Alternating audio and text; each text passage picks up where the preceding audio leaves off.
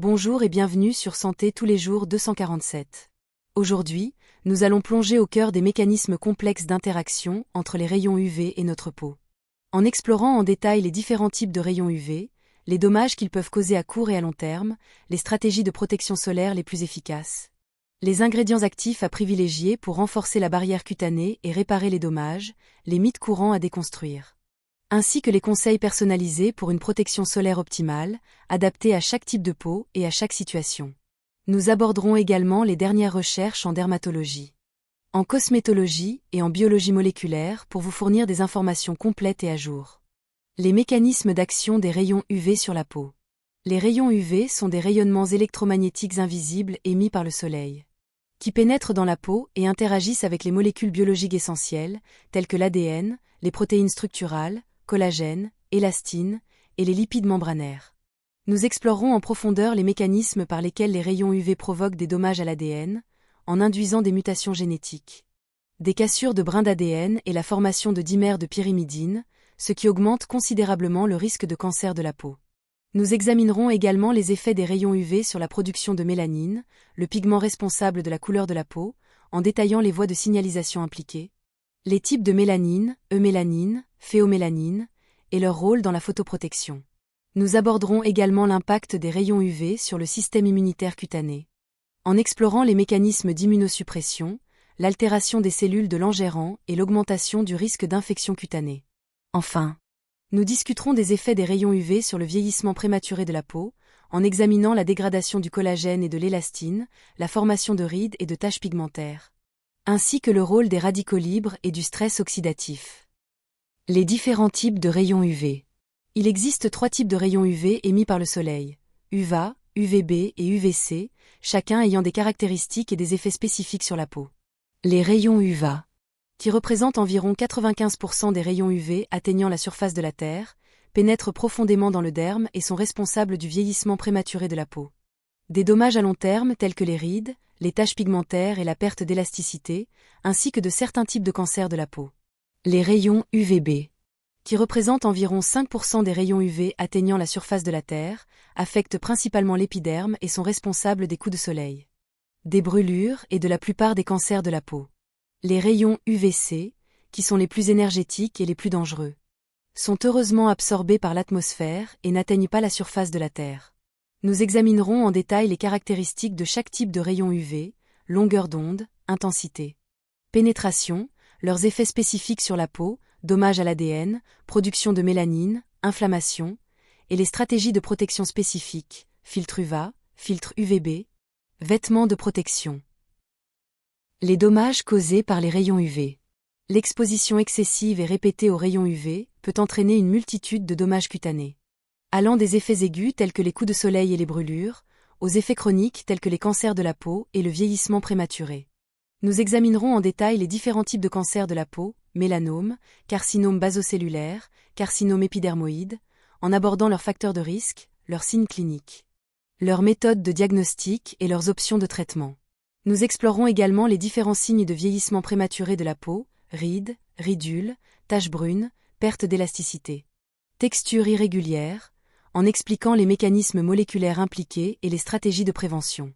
Enfin, nous discuterons des autres problèmes cutanés liés à l'exposition solaire, tels que les allergies solaires, lucite estivale bénigne, éruptions polymorphes à la lumière, les troubles pigmentaires, mélasma, l'antigo solaire et les kératoses actiniques, lésions précancéreuses. Les stratégies de protection solaire efficaces. La protection solaire est une étape essentielle pour prévenir les dommages causés par les rayons UV et maintenir une peau saine et éclatante. Nous explorerons en détail les différentes stratégies de protection solaire, en commençant par l'utilisation de crèmes solaires à large spectre, qui protègent à la fois contre les rayons UVA et UVB, avec un indice de protection solaire, SPF, adapté à votre type de peau et à votre niveau d'exposition solaire. Nous examinerons les critères de choix des crèmes solaires, type de filtre solaire, texture, résistance à l'eau, ingrédients actifs, les méthodes d'application correctes, quantité suffisante, application régulière, réapplication après la baignade ou la transpiration, et les recommandations pour les différentes parties du corps, visage, corps, lèvres, yeux. Nous aborderons également l'importance du port de vêtements de protection solaire, tissus anti-UV, chapeaux à large bord, lunettes de soleil, et de la recherche d'ombre. En particulier aux heures de pointe de l'ensoleillement, entre 10h et 16h. Enfin, nous discuterons des stratégies de protection solaire pour les populations spécifiques, enfants, femmes enceintes, personnes à peau sensible, et des environnements spécifiques, montagnes, mers, tropiques. Les ingrédients actifs à privilégier. Certains ingrédients actifs peuvent renforcer la protection de la peau contre les rayons UV, réparer les dommages causés par le soleil et prévenir le vieillissement prématuré. Nous explorerons en détail les antioxydants, vitamine C, vitamine E, niacinamide, resveratrol, polyphénol. Leur mécanisme d'action, neutralisation des radicaux libres, inhibition de la mélanogénèse, stimulation de la synthèse de collagène. Leurs preuves scientifiques et leurs applications dans les produits de soins solaires. Nous examinerons également les filtres solaires, oxyde de zinc, dioxyde de titane, avobenzone, octocrylène. Leurs propriétés, spectre de protection, stabilité, sécurité, leurs avantages et leurs inconvénients. Nous aborderons également les agents hydratants, acide hyaluronique, céramide, glycérine. Leur rôle dans le maintien de la barrière cutanée et la prévention de la déshydratation induite par le soleil. Enfin, nous discuterons des extraits de plantes, aloe vera, thé vert, Centella asiatica. Leurs propriétés anti-inflammatoires, apaisantes et réparatrices, et leurs applications dans les soins après soleil. Les mythes à déconstruire. De nombreux mythes et idées reçus circulent autour de la protection solaire, souvent basés sur des informations erronées ou des interprétations simplistes. Nous déconstruirons ces mythes en nous appuyant sur des preuves scientifiques et des recommandations d'experts.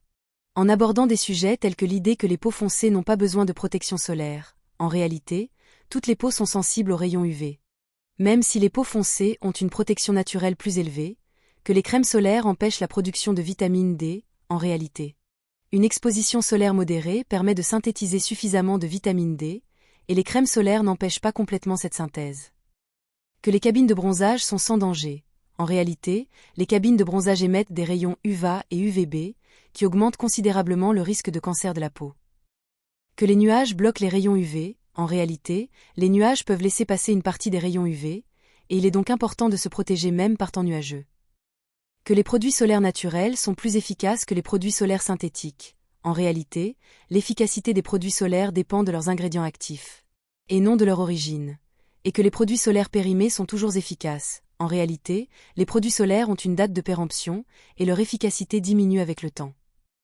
Nous aborderons également les questions liées à l'utilisation de produits solaires chez les enfants, les femmes enceintes et les personnes ayant des problèmes de peau spécifiques. Conseils personnalisés pour une protection solaire optimale.